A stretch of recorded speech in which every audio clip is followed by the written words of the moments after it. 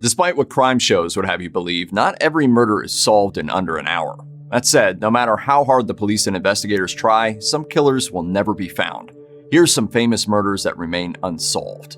Elizabeth Short was an aspiring actress who moved from Massachusetts to LA at 19 to make it big. However, her dream ended in tragedy as her body was found in Leimert Park in Hollywood on January 15, 1947.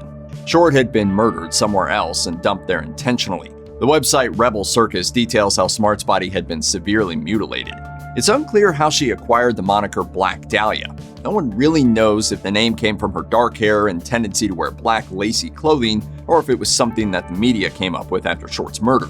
The press at the time tried to claim the murder was a consequence of Smart's free-spirited sexual behavior, some papers going so far as to imply that she had been a sex worker. However, it was later revealed that Short had a genital anomaly that would have made normal intercourse impossible. Accusations about who murdered Short went all the way to actor Orson Welles. Author Mary Passios alleged that Welles paid off rape charges in the past and may have slain Short because a mannequin mutilated in similar fashion to Short's is seen in the movie The Lady from Shanghai.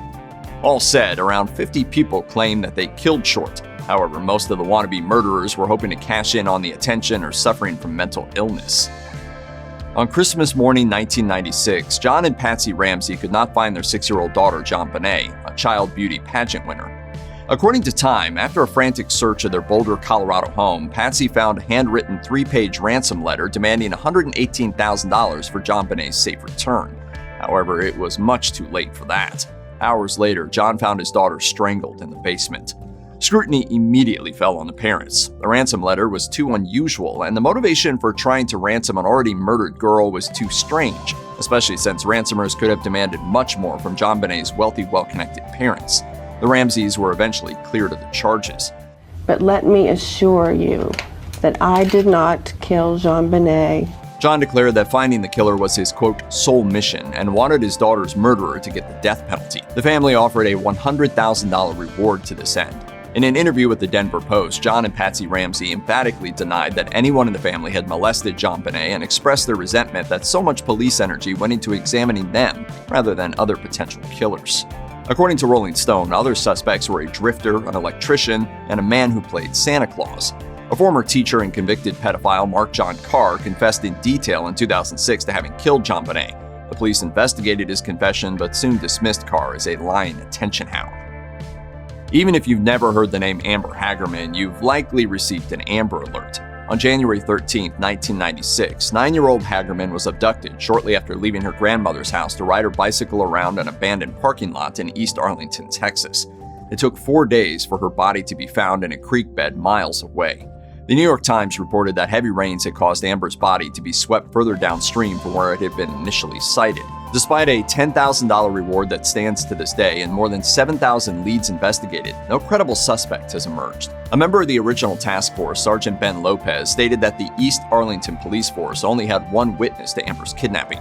The witness was a 78-year-old neighbor, Jimmy Kevel, who saw Amber grabbed by a white or Hispanic man in a black pickup truck. Police suspect that there might have been other witnesses who declined to speak to them during deportation.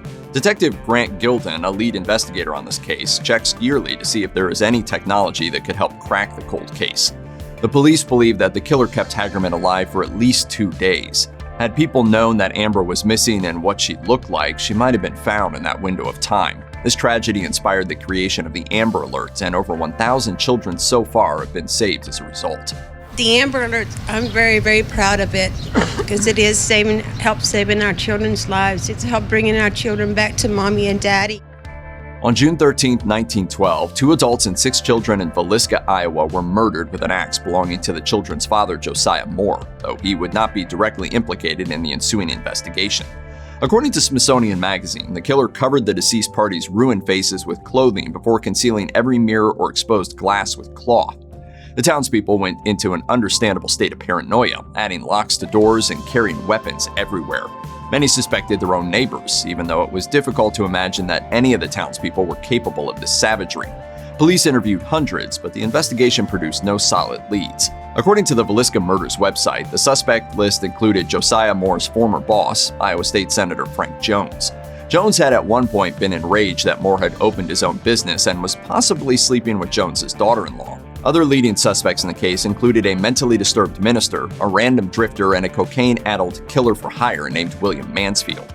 The last man is a promising culprit, as he allegedly murdered his wife, baby, and father and mother-in-law 2 years after the Villisca murders. If Mansfield was not the culprit, there was another serial killer, Henry Moore, of no relation to the deceased, in the area at the time of the killings. He was convicted of killing his mother and grandmother with an axe months after the Villisca murders, though he was never implicated in this case. Whoever the killer was, they took their secret to the grave. The Chicago Tylenol murders changed your life if you've ever fumbled with a hard-to-open pill bottle that read, "Do not use if seal is broken." It's a crime that one could picture the Joker committing, and there seem to be few comprehensible motives. The New York Times reports that in 1982, someone filled capsules of extra-strength Tylenol with potassium cyanide to widespread and deadly effect. Don't take any Tylenol extra strength for the time being until you hear otherwise. The first to die was a 12-year-old named Mary Kellerman. Sadly, 6 more people died before Johnson & Johnson could issue a recall, the first ever of its kind. In the meantime, copycats caused more deaths around the country. According to PBS, Johnson & Johnson lost over $100 million recalling around 31 million bottles. However, the company was also applauded for regaining the trust of a panicked public. To reassure customers, Johnson & Johnson changed their packaging. As a result, other businesses followed suit. There was never a motive discovered for the murders, though a tax consultant, James W. Lewis, sent a letter saying he would, quote, "stop the killing for $1 million. Though Lewis was arrested and imprisoned for 12 years for extortion, he was not found to be the culprit. No one credible ever came forward to claim that they had done this. ABC reported in 2011 that the FBI had taken DNA from Ted Kaczynski, aka the Unabomber, as he was in the right place at the right time. However, it was another dead end. Dian Fossey was one of the most prominent voices for gorillas, having written Gorillas in the Mist about her experiences with the animals. Inspired by Lewis and Mary Leakey, Fossey broke off her engagement and took up a life of wildlife preservation, using her prior work with children to help her gain the gorillas' trust. According to the BBC, Fossey was found in her cabin in Rwanda, murdered with a machete. Given how she'd helped soften the reputation of gorillas and contribute to their preservation, it seems difficult to imagine who would have had a grudge against her. Upon deeper reading into Fossey's life, however, it becomes clear that the conservationist had a certain degree of infamy. It has been claimed that she would kidnap and torture poachers while interrogating them. Furthermore, Fossey allegedly practiced black magic against those who would harm her gorillas, or at least she pretended to do so. One theory posits that Fossey was murdered by the family of a poacher whose sumu, a magical protection bag, Fossey had stolen. Even if this did not explain the motive behind her death, Fossey still made life difficult for a variety of poachers. Fossey was buried among her gorillas, her headstone bearing the Rwandese words for "the lady who lives alone in the forest." Bob Crane was most famously known for his role in Hogan's Heroes, the only hit he ever had despite nearly 2 decades in the industry. I think most people identify Bob Crane with Hogan's Heroes, and thank goodness for that. But on June 29, 1978, Crane was found dead in a Scottsdale, Arizona apartment. The actor's skull was broken and an electrical cord was wrapped around his neck. As his career had declined, Crane had ended up working the dinner theater circuit, which brought him into a friendship with video equipment salesman John Carpenter, no relation to the director of the same name. The two would engage in sexual activity with Crane's fans. Since Carpenter was always at the cutting edge of videography, Crane used Carpenter to make allegedly non-consensual video recordings of the sessions. This alone could give a jilted husband motive to end Crane's life, but one of the main suspects was Carpenter himself. Carpenter was brought to trial in 1994 based on a strange speck found on a photo that prosecutors said might have been fat from inside Crane's skull. The Phoenix New Times quoted Carpenter as saying, "I never even had a fight with Bob. He was my friend, and he was the goose who laid the golden egg for me in terms of meeting ladies." In the end, the forensic evidence was too weak for conviction. The Scottsdale police had failed to secure the crime scene and even lost the supposed human tissue. In 2017, a Phoenix television anchor wrote a book about the case. The news anchor had managed to analyze some blood found on Carpenter's rental car. It did not match Crane. Alexander Litvinenko was a former lieutenant colonel in the Russian FSB before receiving political asylum in Great Britain after being charged with abuse of office. He was bold about making enemies of powerful people, such as when he told indie media London that Vladimir Putin was, quote, "the originator of the acts of terrorism in London." Litvinenko also told the British news outlet that the Russian special services engaged in terrorism worldwide. When accusations against the Russian government come out of one's mouth, one must be careful what goes into it. No amount of polonium is safe to ingest, but the dose Litvinenko received was unambiguous. He lived for 3 weeks after the poisoning. Whoever poisoned him seems to have wanted not only to silence him, but also to demonstrate what could happen to their enemies. Dmitry Kovtun, an ex-KGB agent, told the BBC's Russian service that the accusation of his involvement was, quote, completely absurd, though he was with Andrei Lugovoy, the chief suspect. The two met Litvinenko at the Millennium Hotel on November 1, 2006, when it is suspected that they spiked his tea with polonium. After the murder, Lugovoy became a celebrity in Russia and was elected MP of the Liberal Democratic Party. Given the reach of the likeliest conspirators behind this murder, it is no surprise that the case has yet to be solved. Those who might have information are less likely to want to go public with it for fear that they could meet a similar fate. According to Smithsonian Magazine, on October 12, 1964, two men in Washington, D.C. heard a nearby gunshot, a cry for help, and then another shot. They claim to have then found a black man standing over Mary Pinchot Meyer's body. The police located Ray Crump Jr. nearby with wet clothing and a cut on his hand. He told them that his fishing pole had dropped, then that he was drunk and had fallen into the Potomac River. When they investigated, they found his fishing pole safe at home. What they did not find there or anywhere else was the murder weapon. Crump was acquitted due to a lack of evidence. So what would have been his motive for killing an artist out for a lunchtime walk?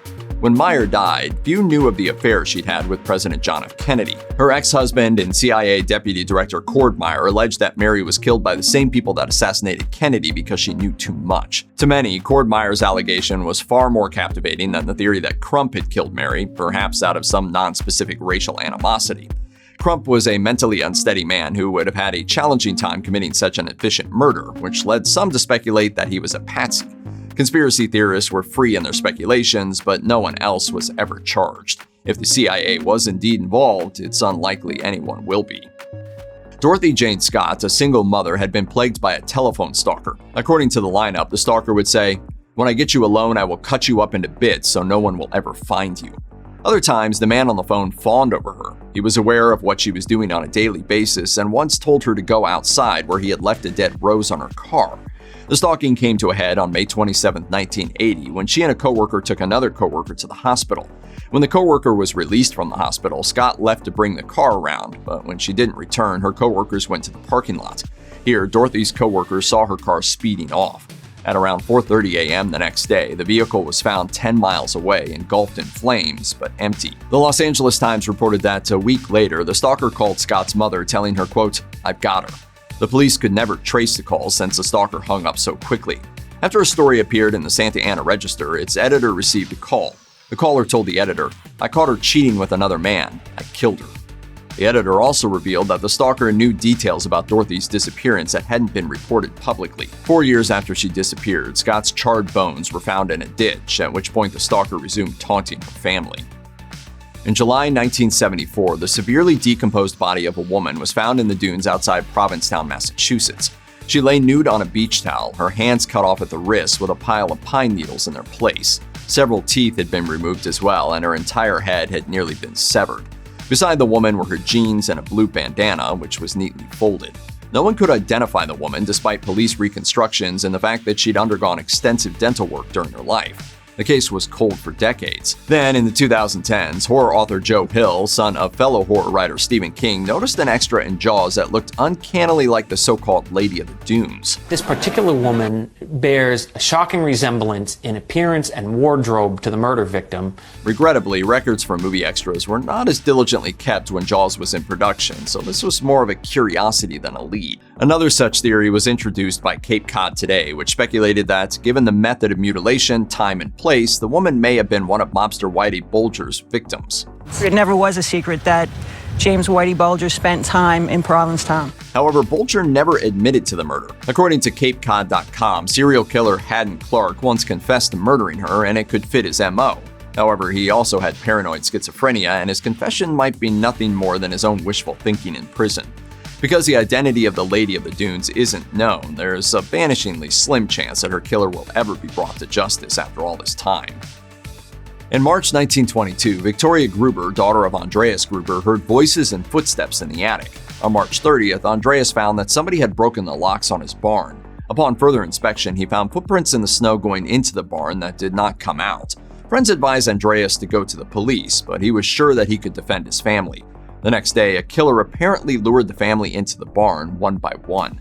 Victoria went first and died after receiving 9 blows with a mattock. When she was missed, the next family member left to find her, then the next to check on the previous family member. Each was killed in turn. This continued until only the baby and maid remained inside, but the killer found them and ended their lives as well. The killer covered the bodies in the barn with hay and those in the house with blankets. The killer then remained for several days, feeding the cows and eating all the bread from the pantry. According to reports, the police did not take fingerprints when they finally discovered the scene of the crime. The investigation was also hindered by nosy neighbors and clingers-on, some even going so far as to cook in the home's kitchen. According to Hinterkaifeck.net, Victoria and her father had at one point spent time in prison, charged with incest the year that Victoria's husband died at war. This could have given the killer a motive. Victoria had recently declined a marriage proposal too. Ultimately, many were accused, but none of the evidence was sufficient. All the police knew was that the motive was not financial, as no money had been taken from the property. Benny Evangelist was born in Italy, where he was known as Evangelista. There, he became known as a faith healer and self-proclaimed prophet before being murdered in Detroit in 1929. Given his strange and blasphemous spiritual concepts and unsatisfied customers of his faith-healing work, there was no lack of people who might have wanted him dead. The motive for Benny Evangelist's murder might not have been righteousness or revenge, however, but greed. In addition to his ministry on both sides of the pond, Evangelist was also a carpenter and had arranged to pick up a large load of lumber on the day he was murdered. He also intended to pay for the lumber with cash. On account of being dead, he missed that appointment, but so did the people who were going to be delivering the lumber. How could they have known that Evangelist would not be there unless they were the ones who had made him late? The money for this transaction was not found. Additionally, Evangelist had not recorded the last names of the party with whom he was transacting, so the lead was a dead end. Like many memorable unsolved murders, this one touches on black magic. According to American Hauntings, when he lived in York, Pennsylvania, Evangelist practiced the darker side of the occult with another Italian immigrant, Aurelius Angelino. This man went on to brutally murder his wife and children before being locked away in prison for the criminally insane. Angelino escaped in 1923, which would have given him plenty of time to pay Evangelist a visit in Detroit. Check out one of our newest videos right here. Plus, even more grunge videos about infamous crimes are coming soon. Subscribe to our YouTube channel and hit the bell so you don't miss a single one.